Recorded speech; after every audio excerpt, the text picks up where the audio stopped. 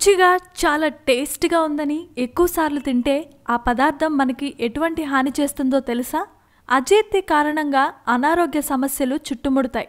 శరీర తత్వానికి విరుద్ధమైన ఆహార పదార్థాలు తీసుకోవటం, శరీర తత్వానికి మించి నీరు తాగటం, రుచిగా ఉన్న ఆహారాన్ని ఎక్కువసార్లు తీసుకోవటం, కొన్ని రకాల వ్యాధుల వలన విరుద్ధ లక్షణాలు కలిగిన ఆహార పదార్థాలను కలిపి ఆహారంగా తీసుకోవటం వలన రాత్రి సమయంలో ఎక్కువ ఆహారం మరియు సూర్యాస్తమయం జరిగిన సమయానికి 2 గంటల కంటే కూడా ఎక్కువ సమయం అయిన తర్వాత ఆహారం తీసుకోవటం వలన అజీర్తి వ్యాధి తలెత్తుతుందట.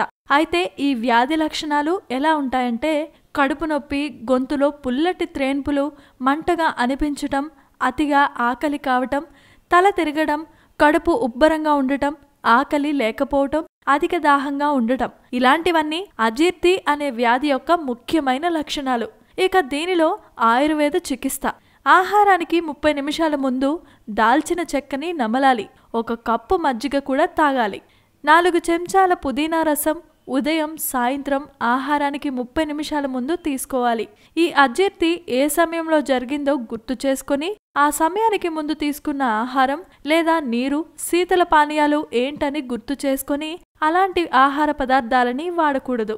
అల్లం మరియు తేనె లేదా బెల్లం కలిపి లేహ్యం మాదిరిగా చేసి భోజనానికి 15 నిమిషాల ముందు తీసుకోవాలి. ఇలాంటి చిన్న చిన్న చిట్కాల వలన రుచిగా ఉందని ఎక్కువసార్లు తిన్న ఆహార పదార్థాల వలన మనకు అజీర్తి అనే సమస్య తలెత్తకుండా ఉంటుంది. సో ఫ్రెండ్స్, మనం తీసుకునే ఆహారం పట్ల కాస్త శ్రద్ధ వహించి మన ఆరోగ్యాన్ని కాపాడుకుందాం. ఆరోగ్య సూత్ర అనే ఛానల్ ద్వారా మీకున్న సమస్యలు గాని, మీకున్న అనేక రకమైన అపోహలు గాని తొలగించుకోవాలి అనుకుంటే సింపుల్ గా మా ఛానల్ ని సబ్స్క్రైబ్ చేసుకోండి. మా ఛానల్ పేరు తెలుసుగా, ఆరోగ్య సూత్ర.